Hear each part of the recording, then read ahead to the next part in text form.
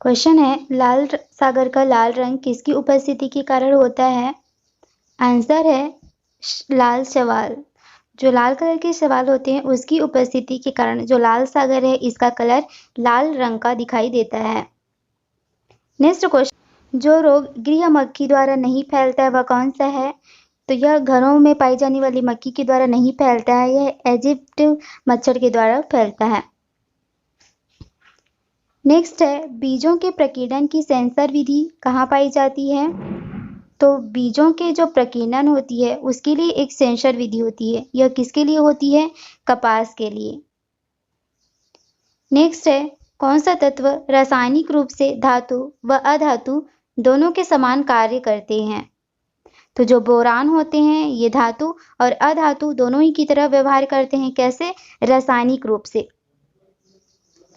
Next है, खाद्य पदार्थों के परिरक्षण के लिए क्या प्रयुक्त होता है? तो जितने भी खाद्य पदार्थ रहते हैं उनको सुरक्षित रखने के लिए, ताकि वे लंबे समय तक सुरक्षित रहें, खराब ना हो, इसके लिए उसमें एक अम्ल का प्रयोग किया जाता है। कौन सा है? बेंजोइक अम्ल। नेक्स्ट क्वेश्चन है, चेचक के लिए टीके का विकास किया गया था किसके द्वारा? एडवर्ड जेनर के द्वारा। एडवर्ड जेनर ने चेचक के टीके की खोज की थी। और आपसे पूछे कि जो मलेरिया है उसके टीके की खोज किसने की थी? तो उसको की थी रोनाल्ड रॉस ने।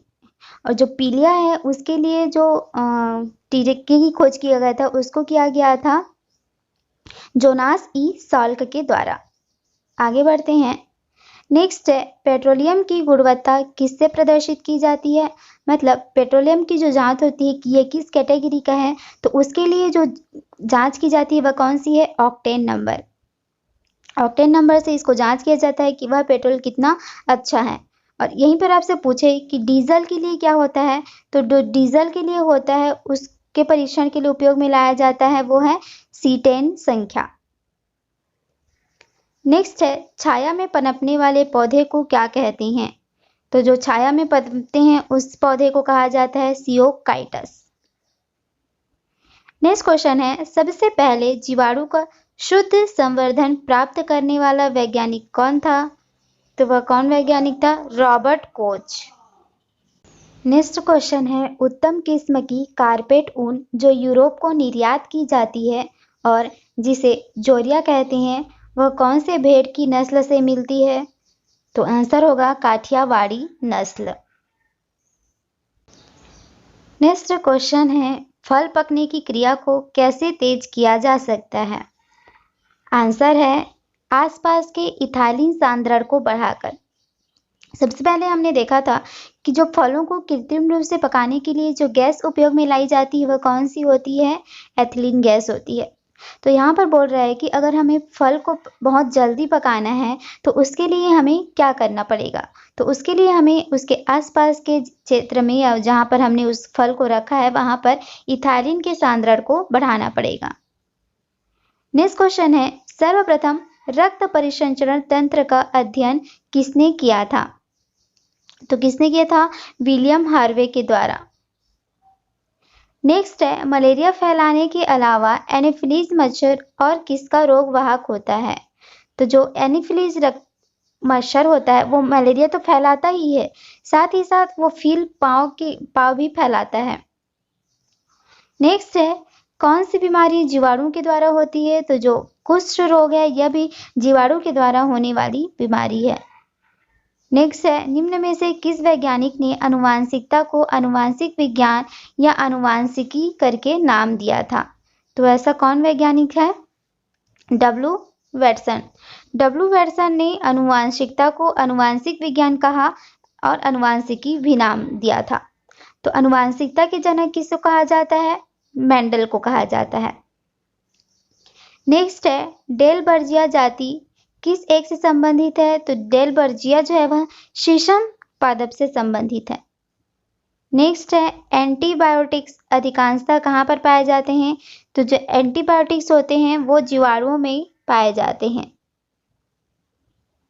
नेक्स्ट क्वेश्चन है, मनुष्य के शरीर में खून के शुद्धिकरण की प्रक्रिया को क्या कहते हैं?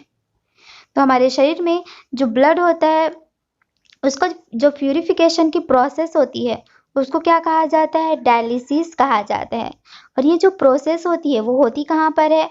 वो होती है हमारी किडनी में। और किडनी में ही क्या होता है, जो हमारी ब्लड होती है और यूरिया होती है, उनका जो पाथ होता है, डायरेक्शन होता है, वो यहाँ पर जाके अलग अलग होता है।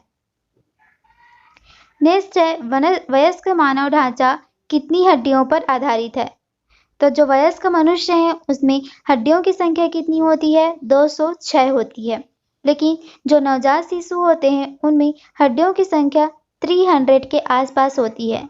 जब व्यक्ति बड़ा होने लगता है तो क्या होता है, हड्डियां आपस में जुड़ने लगती है, और ये हड्डियां आपस में जुड़ने लगती है जिसके कारण हड्डियों की संख्या कम होकर कितनी हो जाती है? 206 हो जाती है। नेक्स्ट क्वेश्चन है, जीव विज्ञान शब्द का प्रयोग सर्वप्रथम किसने किया था? आंसर हो जाएगा लैमार्क एंड ट्रेविरेनस ने। नेक्स्ट क्वेश्चन है, मनुष्य के शरीर में पाचन की क्रिया आरंभ कहाँ से होती है? तो हमारे शरीर में पाचन की क्रिया होती है तो उसका जो प्रारंभ कहाँ से हो जाता है? हमारी मुख से ही हो जाता है।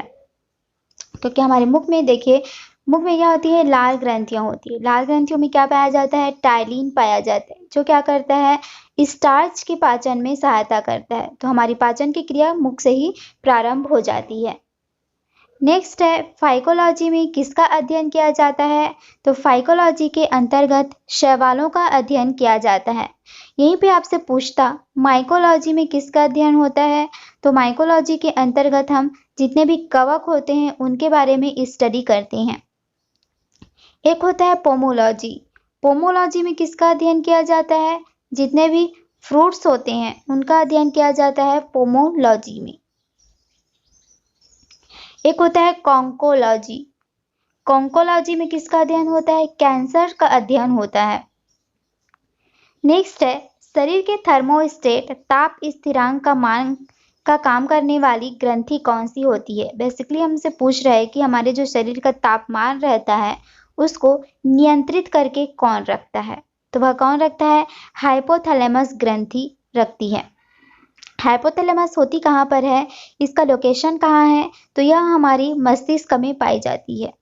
मस्तिष्क हमारी जो होती है वो 3 भागों में डिवाइडेड रहती है। एक होती है फोर ब्रेन, दूसरी होती है मिड ब्रेन, और तीसरी होती है हिंड ब्रेन। तो ये जो हाइपोथैलेमस है वह फोर ब्रेन का हिस्सा होता है। नेक्स्ट है, जेट इंजन किस सिद्धांत पर काम करता है? तो जो जेट इंजन है वह रैखिक संवेग संरक्षण के सिद्धांत पर काम करता है, और कभी कभी ऑप्शन में क्या दे देता है? न्यूटन की गति का थर्ड लॉ। तो थर्ड लॉ से भी हमें संवेग संरक्षण का नियम मिलता है। तो दोनों ऑप्शन के हिसाब से हम लोग लगाएंगे, लेकिन जेट इंजन जो है किसके सिद्धांत पर काम करता है? रैखिक संवेग संरक्षण के सिद्धांत पर काम करता है। नेक्स्ट है, जापानी एंसेफेलाइटिस जो कारक है वह किसके कारण होता है?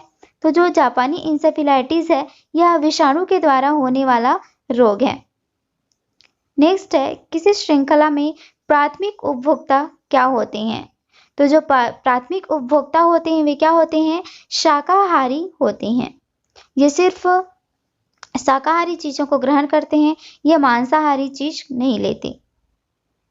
नेक्स्ट है, किस विटामिन की कमी के कारण मसूड़ों में रक्त आता है और दांत हिलने लगता है? तो यह कौन सी बीमारी के कारण होती है? यह विटामिन सी के कारण होती है। अगर विटामिन सी की कमी हो जाए तो दांत क्या होते हैं? हिलने लगते हैं, या फिर मसूड़ों में रक्त आने लगता है। और जब मसूड़ों में रक्त आने लगता है और दांत में रक्त आने लगता है तो इसे पायरिया भी कहा जाता है। नेक्स्ट है, प्रथम वियुक्त प्रतिजैविकी कौन सा था? तो पहली जब से पेनिसिलिन की खोज की गई थी वह प्रतिजैविक की खोज की गई थी वह क्या थी? पेनिसिलिन की। और पेनिसिलिन की खोज किसके द्वारा किया गया था? अलेक्जेंडर फ्लेमिंग के द्वारा किया गया था। नेक्स्ट है, मनुष्य का मेरुदंड किससे संरक्षित है?